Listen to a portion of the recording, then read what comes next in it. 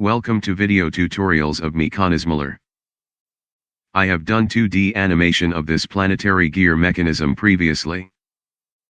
To overcome the absence of the third dimension, I described the system by using section cuts. However, missing third dimension made the visualization of the animation more difficult. So here is the 4D version of the same animation. It is called 4D because gear system is 3D, and by adding animation, time enters to presentation as fourth dimension. Only the important parts are shown in the animation. Supporting parts such as bearings and the cover of the box are not shown.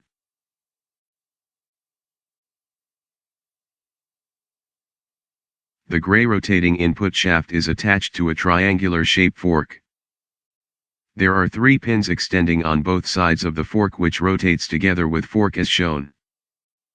The pins also free to rotate around their center lines. 3 yellow gears with 24 teeth attached to the pins.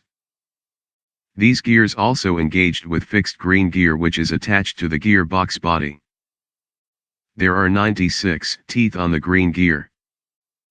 The function of the green gear is to make yellow gears to rotate when the input shaft rotating.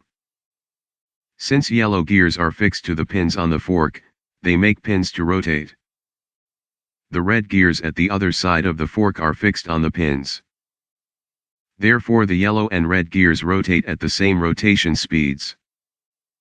There are 48 teeth on the red gears. At the exit side of the gearbox, the red gears are engaged with blue gear on output shaft. There are 24 teeth on the blue gear.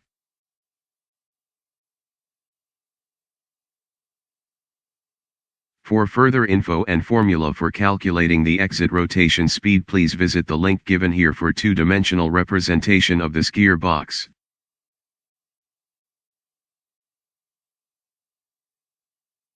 We encourage you to subscribe our channel and give a thumb up to our video. Thank you.